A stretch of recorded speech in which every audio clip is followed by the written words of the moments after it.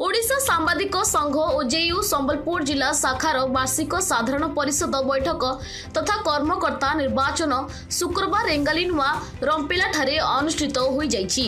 एथिरे संबलपुर जिला शाखार 9 गोटी ब्लॉक शाखार शताधिक सांबादिक उपस्थित रहिथिले। एही अवसर में ओडिशा सांबादिक संघ संबलपुर जिला शाखार सभापति भावे हिमांशु शेखर मिश्र पुणी थरे मनोनीत होइछन्ति। सेहीपरि कार्यकारी सभापति भावे सुकांत कर मनोनीत होइछन्ति। एहासह साधारण संपादक भाव में सरोज साहू पुनश्च निर्वाचित होइछन्ति।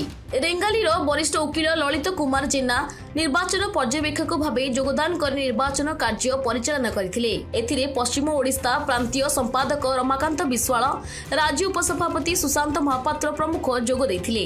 एही परिप्रेक्षी में संगठन पक्षरु आगामी दिन में विभिन्न जनकल्याणकारी सामाजिक कार्यक्रम सांबादिकों सामूहिक विकास पई उन्नयन कार्य त्वरान्वित निमंते सरकार निकटरे दाबी उपस्थापन करबा पई संघ पक्षरु निरवच्छिन्न भाव में उद्यम जारी रहिबो बोली नवनिर्वाचित सभापति हिमांशु शेखर मिश्र कहिथिले।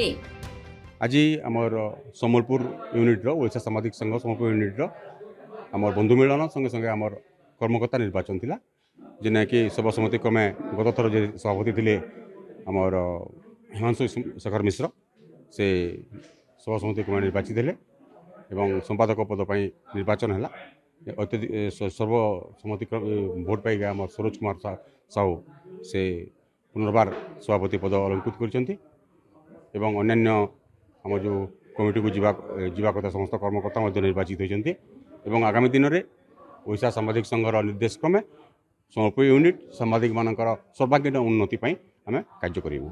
आम इतार आगु मुख्यमंत्री को दायीपत्र दे सारीचु जे सांबादिक मानकर पेंशन एवं सुरक्षा लगी बोलिकी एवं आगामी दिन में से सांबादिक मान सुरक्षा एवं पेंशन उपर आमर दाबी रहिबो एवं केमिति सांबादिक माने सुरक्षित रहिबे एवं तांकर पेंशन व्यवस्था हो पारिबो सेति पय मध्ये आमे कार्य करिबो। संबलपुर नवीन दास का रिपोर्ट, खबर ओडिशा।